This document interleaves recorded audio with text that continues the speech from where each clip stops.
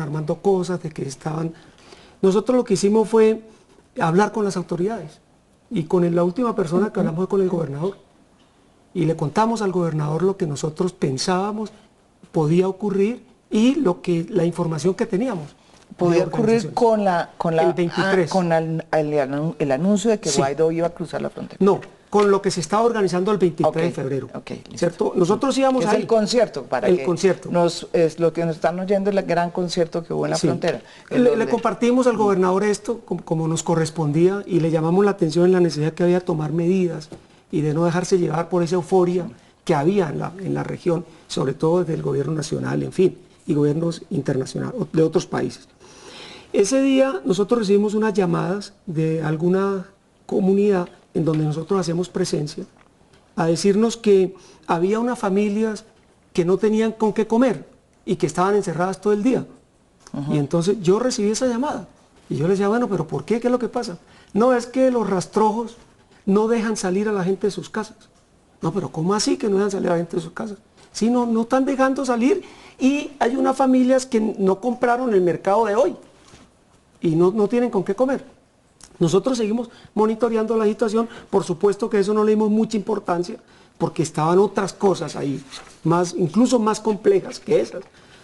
Cuando aparece el señor Guaidó en la cancha de fútbol de Agua Clara, la misma gente nos llama y nos dice que ya levantaron la orden nosotros lo hemos llamado toque de queda, nosotros lo hemos llamado. Porque era un toque de queda. Sí, era un toque de queda ahí en terreno, que ya habían dado la orden de que todo el mundo podía salir.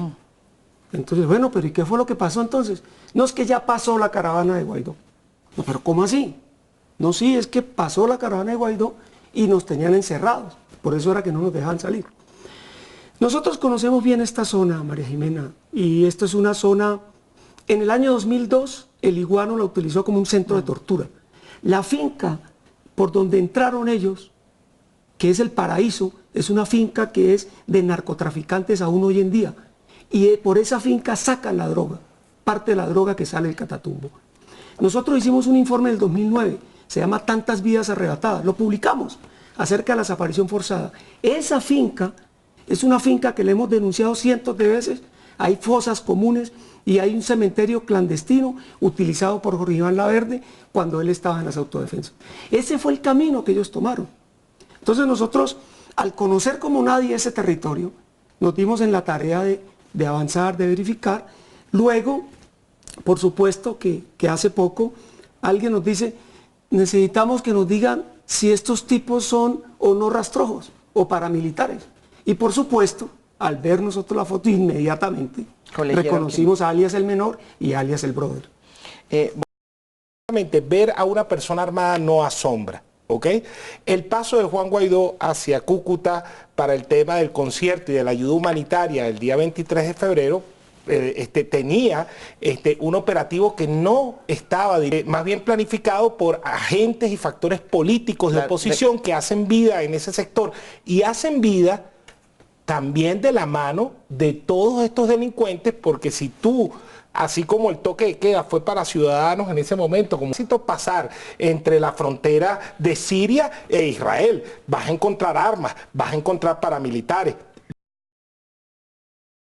El hecho de que Juan Guaidó haya pasado por esa zona tan conflictiva, prácticamente yo puedo asumir que es lo mismo, y lo puedo poner como un ejemplo tácito, pasar entre la frontera de Siria e Israel. Vas a encontrar armas, vas a encontrar paramilitares. La foto sí fue una foto, digamos, con un concepto intencional de que Juan Guaidó está apoyando a paramilitares o que nosotros en la oposición somos amigos de paramilitares. Es que es una zona llena de asesinos y de cuerpos de todo tipo de paramilitares, terroristas, narcotraficantes.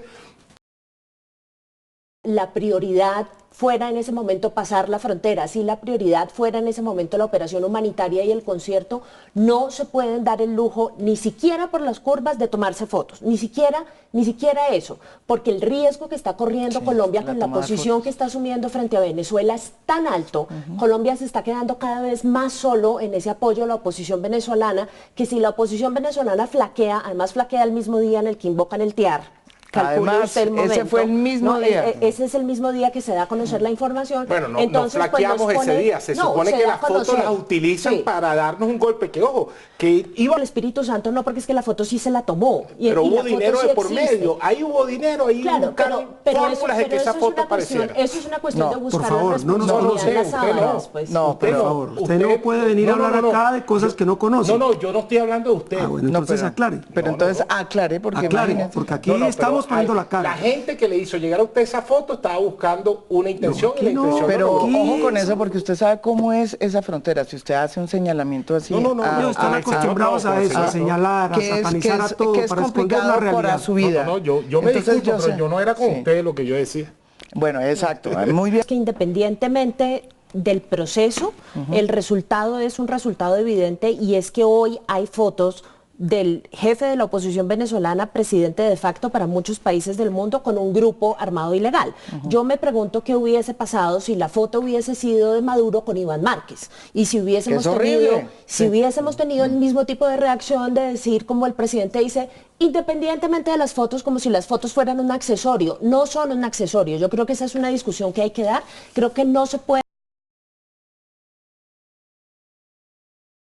Es que pero ahí están las disidencias, mejor dicho. Sí. En esta zona, en los 200 kilómetros de norte de Santander, hay 12 estructuras armadas ilegales. Las más relevantes que tenemos: Clan del Golfo, que hace una presencia importante ahí, LN, el Frente Libardo Moratoro, los Pelusos y la disidencia del Frente 33 de las FARC. Sumado a dos grandes del lado venezolano que cada día crecen más con la plata del narcotráfico, que es la línea y la frontera. O sea, tenemos un escenario de 6 Esas son las dos bandas, ¿no es verdad? Venezolanas, de las dos que bandas. están operando que se me ha olvidado el nombre. La línea y la frontera. Sí. Entonces tenemos 6 grupos armados disputándose 11 municipios. O sea, es un espacio relativamente corto para la dimensión de la frontera. Ahora, segundo, ¿qué es lo que se están peleando? Primero, narcotráfico. Segundo, minería ilegal. Tercero, importantísimo, lo que les da flujo de caja, el tráfico ilegal de combustible. Ahí hay un fenómeno que se llama el pategrillo. Entonces rompen el tubo, crean piscinas, sacan gasolina, la venden a los laboratorios, pero la venden también a las bombas de gasolina en la zona, y llega hasta el Cesar esa gasolina. Y por último, todo el fenómeno de la extorsión. O sea, son macronegocios ahí, 6 grupos armados, y por ahí tiene que pasar el jefe de la oposición necesariamente con un esquema de seguridad. O sea, no se me ocurre que Juan Guaidó pase amigablemente solo en una zona donde hay 6 grupos armados y como lo decía el doctor, donde las armas dan, digamos, todo el mundo está armado, donde el tema de la ilegalidad... Que hay también tráfico de armas. Exacto, por ahí entra un volumen importante de armas. Entonces, Juan Guaidó tenía que tener un esquema de seguridad, y cualquier esquema de seguridad sabe que lo primero es que el protegido tiene un protocolo y no es el de no tomarse fotos con todo el mundo. Entonces, como decía Sandra, y la apoyo en eso... Guaidó no pasó con un esquema de seguridad. O sea, él pasó con unos civiles, miembros de la oposición. Cúcuta, ¿no es verdad? Fue por él. Sí. Sí. Aquí, mire, María Jimena, entonces, todo indica que fue el colombiano quien organizó eso. Ahí voy yo. Lo que indica es que la inteligencia colombiana sabía... Pues, eso no lo organizó Guaidó. Eso no lo organizó Guaidó. Eso no lo organizó Guaidó. Claro, porque es que, y esa es la pregunta que muchos nos hacemos, ¿no es verdad? Sabía la inteligencia colombiana, si en Cúcuta saben todos, en Cúcuta, no necesita ir a Puerto Santander ni nada, sino en Cúcuta se sabe que esa zona está controlada por las Rastroas. Me imagino que o sea, la operación que montó la inteligencia militar, que desde luego tendría que haber sido ellos, porque no hay otra forma, porque era un personaje muy importante y no se podía, pues, poner en peligro la vida de él. Eso es lo que uno entiende, ¿no es verdad? María Jimena, nosotros tenemos eso mapeado. Lo tenemos georreferenciado. Todo indica que fue el gobierno colombiano. A la delegación de Guaidó la recogen en el puente sobre el río Pamplonita, 1 kilómetro antes del casco urbano de Agua Clara. Del puente del río Pamplonita a la frontera hay 5 kilómetros, que es donde controlan los rastrojos. Metro a metro lo controlan. Ahí no es posible que pase nada, absolutamente nada, sin que ellos lo controlen. Y ahí no venía con protección, seguridad, no. Venía con una delegación de civiles de la oposición que lo venían acompañando. ¿Por qué el gobierno colombiano, quien organizó ese operativo, no lo esperaron a la orilla del río Guaramito? ¿Por qué no lo esperaron? ¿Por qué lo esperaron 5 kilómetros después, si eso es territorio colombiano? Pues porque ellos sí sabían lo que significaba irlo a esperar allá. Entonces lo esperaron fue en el puente, que es un puente que el señor Iguano inauguró y que aún no está puesto en servicio, porque lo que siempre pasa, María Jimena. Yo lo he pasado por allá, es un puente que nunca se construyó, pues se construyó y que nunca se inauguró. Ahora, nosotros un día antes. Nosotros lo que estamos haciendo es preguntándole al gobierno nacional que nos diga quién organizó eso, quién sabía, hasta dónde es la responsabilidad y de quiénes. A nosotros, cuando hicimos esa gira antes del 23, esas reuniones con autoridades, el gobernador nos dijo a nosotros, porque yo le dije al gobernador que él iba a ser responsable si habían muertos en la frontera con lo que estaban organizando, con la información que le estábamos diciendo. Y le dijimos, gobernador, usted lo eligieron para proteger la vida de los norte santandereanos. Y él me dijo a mí, Wilfredo, yo no tengo nada que ver con eso. A mí el gobierno nacional no me deja entrar a esas reuniones. Todo lo está coordinando Presidencia de la República. Bueno, de hecho, El Tiempo publica una muy buena foto.